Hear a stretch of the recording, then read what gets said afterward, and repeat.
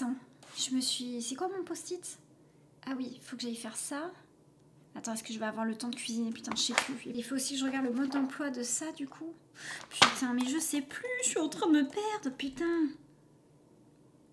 J'ai pas encore fini toutes mes tâches, là. Salut! Aujourd'hui, on va parler de quels sont les besoins des personnes qui aiment tout contrôler. Si tu regardes cette vidéo, c'est parce que certainement tu dois te retrouver dans cette configuration et tu vas voir que avant de spécifier plus précisément les besoins, je vais déjà te décrire ce que veut dire une personne qui aime tout contrôler. Alors je suis évidemment bien placée pour te le dire puisque je suis aussi dans ce profil de personnalité, même si je commence à m'améliorer, il n'empêche que quand même il reste certains traits de caractère. Je trouve que cette vidéo, elle va être intéressante pour toi parce que je pense qu'il y a une vraie méconnaissance de nos fonctionnements et je pars de l'idée que plus tu vas te connaître et plus ça va te permettre peut-être de déverrouiller des choses à l'intérieur de toi pour que tu vives peut-être une vie avec plus de légèreté, plus de lâcher prise. Alors ça ne veut évidemment pas dire qu'il ne faut pas contrôler dans sa vie parce que ça te permet d'avoir un cadre, d'être structuré, d'avoir des règles intérieures, donc c'est une très bonne chose. Mais parfois, quand ça prend des densités, ça peut aussi nous ralentir plus qu'autre chose.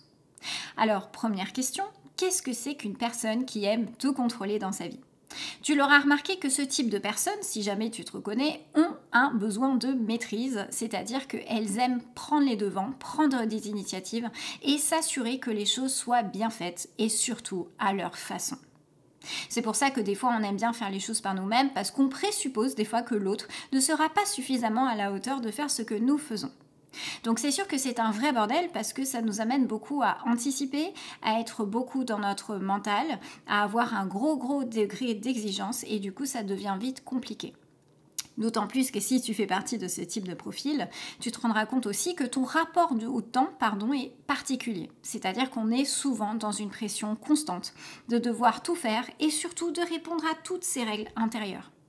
On est là aussi beaucoup pour contrôler nos émotions. Nous ne sommes pas les personnes qui montreront le plus facilement nos émotions de manière générale et encore moins notre vulnérabilité, ou du moins ça va dépendre des personnes. Alors, vu qu'on est aussi beaucoup dans la tête, on est un peu moins dans la conscience de notre corps, par effet de conséquence. On ne peut pas être à la fois dans la tête et à la fois dans les émotions, c'est un petit peu compliqué. En plus de ça, ce qui est compliqué, c'est que comme souvent on veut être à la hauteur, on essaye toujours aussi parfois de contrôler notre image, de contrôler nos dires, de contrôler notre présentation, de contrôler plein de choses en fait pour être sûr d'être accepté par les autres. Ça, c'est aussi un vrai bordel. Mais bon, le tout, c'est surtout d'en avoir conscience et de pouvoir le reconnaître. Et puis, en plus d'avoir un super tempérament à organiser des choses, parce que vu que nous anticipons les besoins, les tâches, c'est vrai qu'on est excellent pour organiser des événements ou autres. Il n'empêche aussi que nous sommes aussi de bons candidats pour finir en burn-out. Je ne sais pas si tu l'as remarqué, mais comme on aime que le travail soit bien fait, parfois on redouble d'efforts, on prend sur nous, et puis parfois on n'écoute pas forcément nos limites. Ce qui fait qu'on s'épuise tout seul. On est crevé, on est un peu au bout de notre vie, et on s'épuise totalement. Donc si jamais tu te reconnais, je suis désolée, mais toi aussi, tu fais partie de la même catégorie des gens qui contrôlent à tel point que parfois la gestion aussi de la pression peut aussi avoir tendance à la compenser de plein de manières. Parfois, ça peut être par de la nourriture, de la cigarette, ça peut être du sport aussi, bien sûr, mais souvent, on a besoin de le compenser. Moi, personnellement, c'est les ongles. Ouais, je mange mes ongles depuis longtemps et ça, j'ai encore un petit peu du mal. Bref, trêve de plaisanterie. Donc maintenant, tu sais un peu ce que c'est qu'une personne qui contrôle. Maintenant, je vais te parler de quoi tu as besoin. Parce que c'est ça aussi qui nous intéresse, parce que plus tu vas te connaître et plus ça va te permettre aussi peut-être d'avoir des déclics pour que tu comprennes mieux comment tu fonctionnes et comment tu peux peut-être désactiver certaines limites à l'intérieur de toi dont tu n'avais pas conscience. Alors déjà, le premier besoin, c'est le besoin d'être rassuré. Le besoin d'être rassuré dans le fait qu'on apprécie ce que tu fais. Je ne sais pas si tu as remarqué, mais quand ton travail il est nickel et que tu estimes que c'est parfait, c'est nickel, machin, à partir du moment où on l'aime, à partir de ce moment-là, tu te sens reconnaissant. Tu sens que tu es apprécié, tu sens que tu es à la hauteur, tu sens que quelque part la personne te valorise. Donc ça, évidemment, quand on a besoin d'être rassuré, ça provient du fait qu'il y a toujours un manque de reconnaissance quelque part que tu as forcément appris certainement dans ton enfance, le 3/4 des cas. Alors derrière ce manque de reconnaissance aussi, peut-être l'as-tu remarqué, mais derrière ce besoin d'être à la hauteur, nous avons souvent besoin d'être utiles pour les autres. Ça, c'est, on va dire, le premier besoin, c'est ce qu'on retrouve chez la plupart des personnes. Le deuxième besoin que nous avons quand nous contrôlons, c'est le besoin de faire baisser sa pression. Ça aussi, c'est un gros sujet. Parce que dans la mesure où tu veux que tout soit carré, structuré, nickel, parfait, etc., etc., c'est vrai que à porter ton attention sur le sens du détail, en général, tu deviens très vite intolérant à la critique et à l'erreur. Ah bah ça, c'est pas forcément très agréable, hein, surtout qu'en plus, comme on se met la pression, on est un peu dans une certaine barre haute, et donc pour le peu que quelqu'un nous dise pas forcément quelque chose qu'on veut entendre, parfois on peut avoir tendance à se braquer. Bah ouais, parce qu'on a tellement tout donné, on s'est épuisé pour estimer que ça nous convienne. S'il y a quelqu'un qui vient ramener sa fraise, bah, du coup on est vite un peu déstabilisé. Donc par rapport à ça, moi ce que je t'invite à faire, c'est surtout à faire baisser peut-être cette barre d'exigence dans laquelle tu t'enfermes tout seul. Parce que parfois, le sens de la précision, toi, que tu peux avoir, ne va pas forcément être perçu par les autres. Je ne pense pas que les autres aient autant le sens de la précision que toi. Parce qu'en fait, comme on est obsédé par ça, par vouloir bien faire, bah du coup, on a tendance un petit peu à s'auto-saboter tout seul. Donc, ce que je vais t'inviter à faire par rapport à ça, c'est vraiment te reconnecter à plus de plaisir et plus de simplicité, ni plus ni moins. Plus tu vas être simple et plus tu vas être satisfait dans l'efficacité, en tout cas, que tu apportes aux autres. Donc ça, c'est très très important, cette notion de simplicité, parce que je trouve que la plupart du temps, on a tendance à se complexifier la vie, quoi. On se la complexifie, c'est le cas de le dire. Donc ça, c'était le deuxième besoin, le besoin de faire baisser la pression. Le troisième besoin, c'est le besoin... Ah, celui-là, il est difficile. C'est le besoin de repos. Ça, c'est très compliqué d'avoir ce besoin, enfin de vivre ce repos, parce que comme on est dans cette continuelle pression, on a souvent tendance à être tendu. En fait, on est un peu toujours sur le qui-vive. Et alors qu'au final, notre mental s'épuise parce qu'on est dans une anticipation qui est permanente, on a tendance à ruminer, on a tendance à être stressé, on a tendance à être anxieux.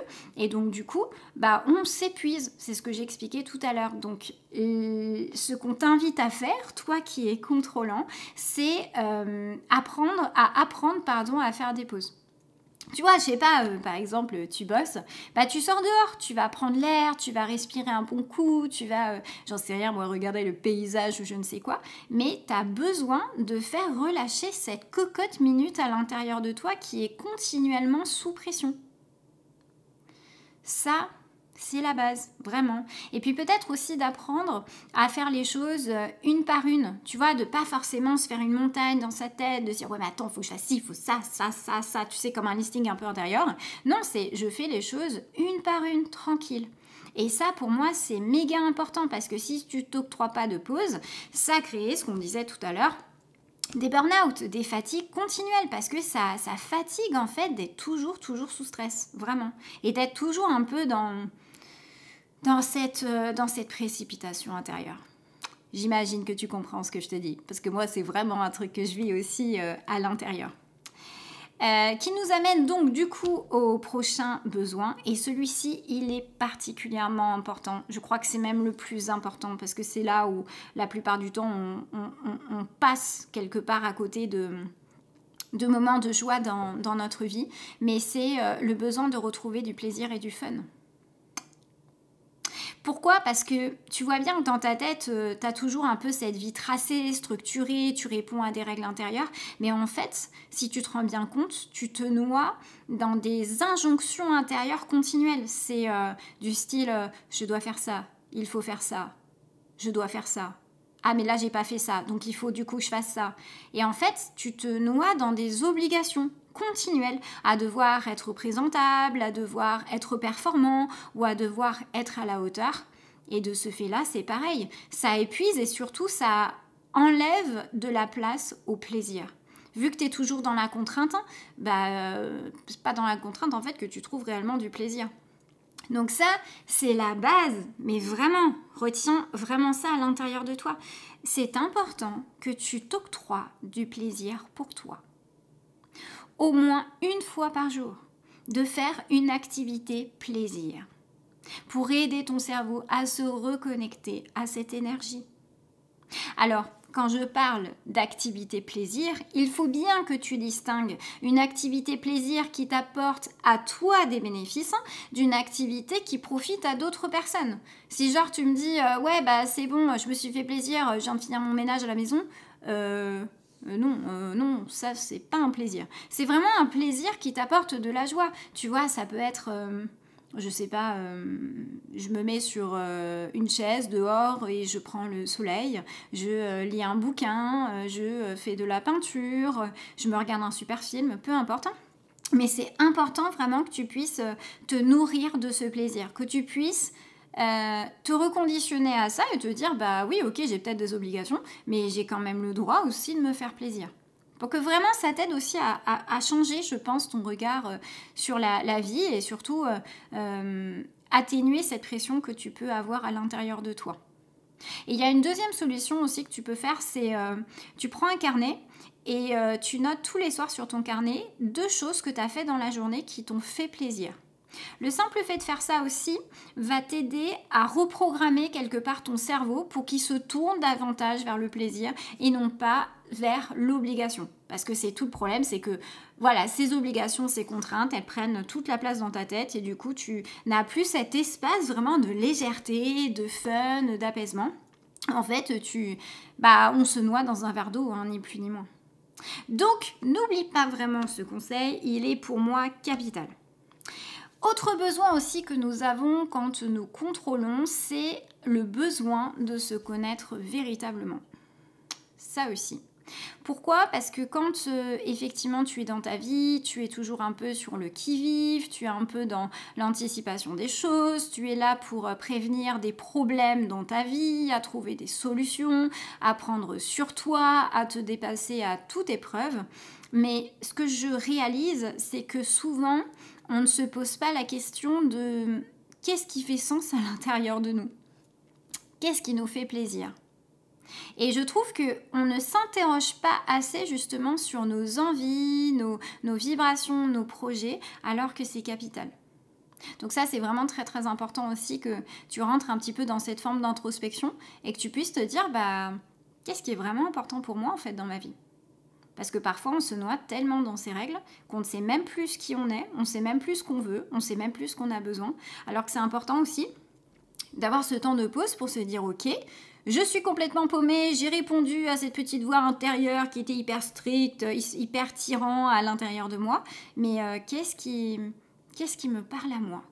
Qu'est-ce qui est vrai ?» En fait, c'est comme une façon de se reconnecter aussi à son intuition, à s'écouter davantage et se connecter à ce moi authentique.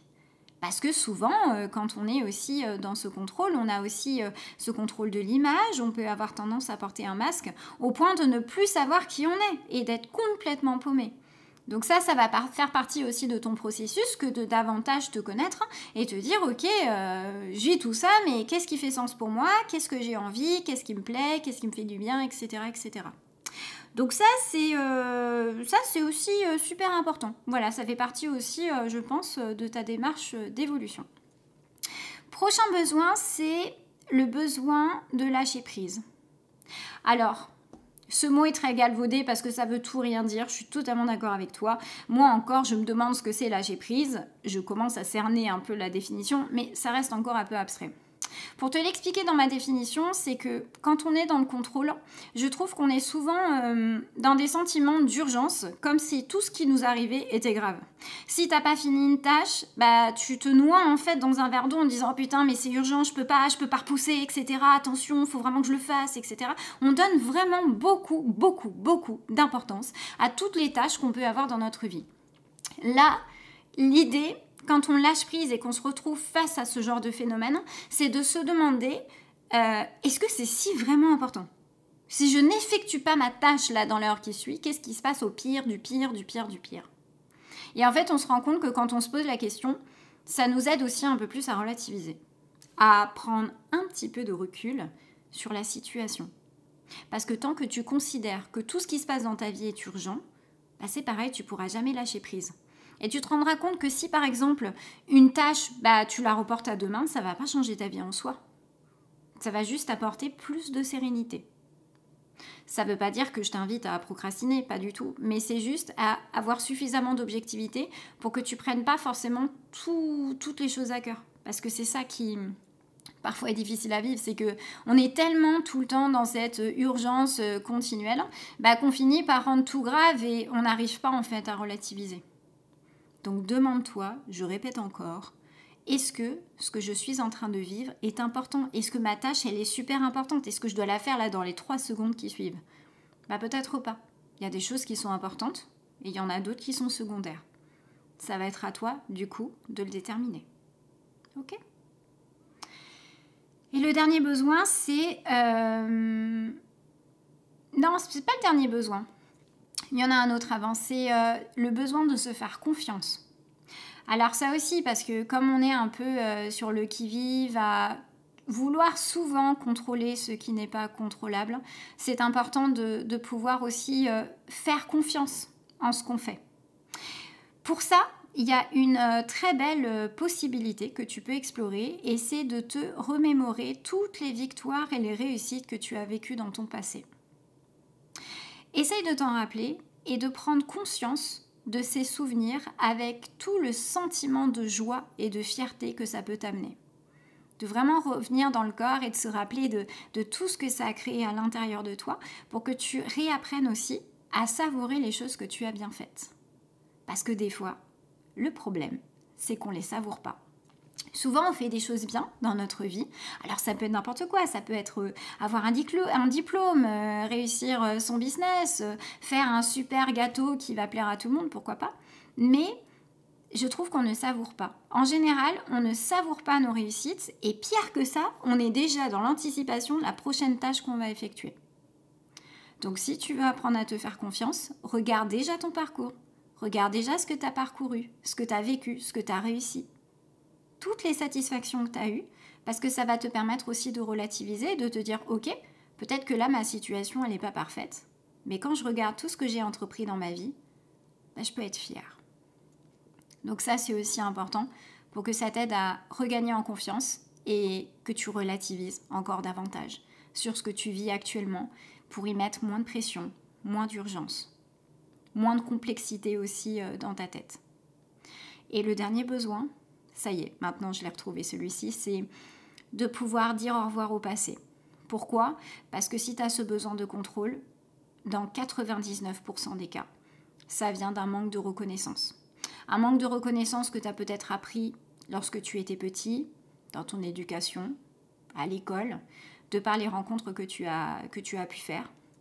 En général, ce manque de reconnaissance est intégré dans ta mémoire au point que ça se répète de nombreuses fois dans ta vie, de par des schémas au travail, dans tes relations amoureuses, amicales ou autres. Et en fait, l'idée par rapport à ça, c'est vraiment d'apprendre à reconnaître ta blessure, en fait.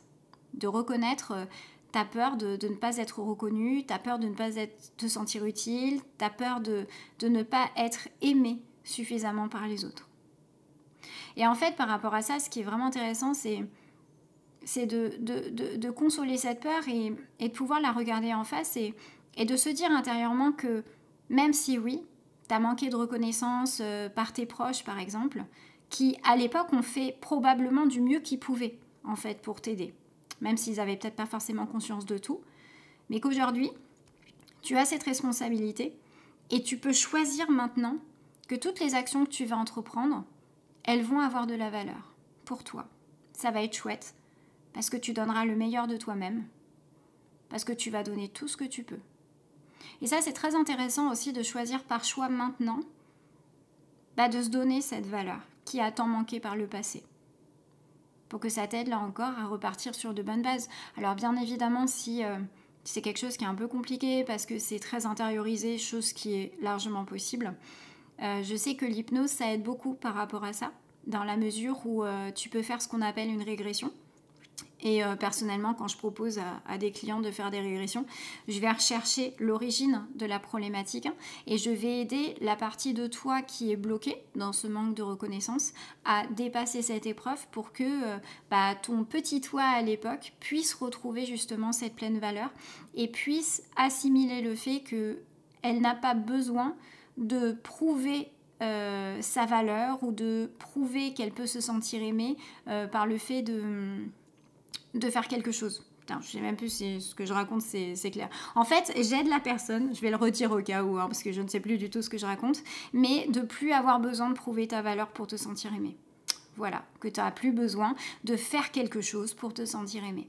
Et c'est vrai que souvent c'est assez libérateur parce que quand on travaille sur cette résonance émotionnelle, évidemment que ça a un effet aussi direct sur toutes les sphères de ta vie. À savoir que si tu arrives à retrouver ce sentiment de reconnaissance, tu n'as plus besoin alors de prouver des choses aux autres, tu n'as plus besoin de contrôler ton image, tu n'as plus besoin de jouer un rôle, ni plus ni moins.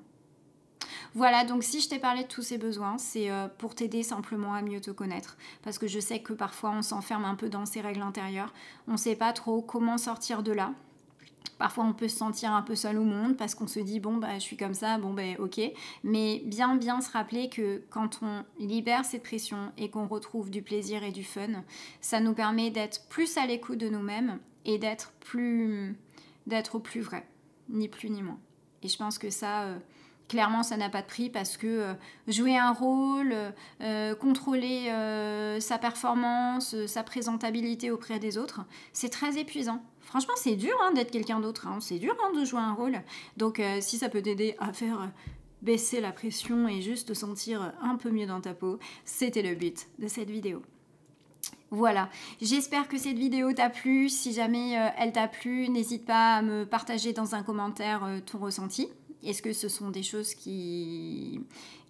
dont tu te reconnais dans la description? Est-ce que tu as pu travailler dessus? Donc j'aurai à cœur de savoir ce que tu ressens parce que ce qui m'importe aussi dans ces vidéos, c'est de savoir que ça fasse sens pour toi. Vraiment que ça t'inspire. Donc peut-être qu'en me laissant en commentaire, moi ça va aussi... m'inviter à approfondir aussi peut-être ce genre de sujet pour que ça puisse t'aider aussi à te sentir mieux dans ta peau de manière générale. Voilà, et puis si jamais tu n'es pas abonné, n'hésite pas à t'abonner pour ne pas rater les prochaines vidéos en activant également la cloche un petit peu plus bas. Et puis d'ici là, je te fais de gros bisous, je te dis à bientôt. Ciao.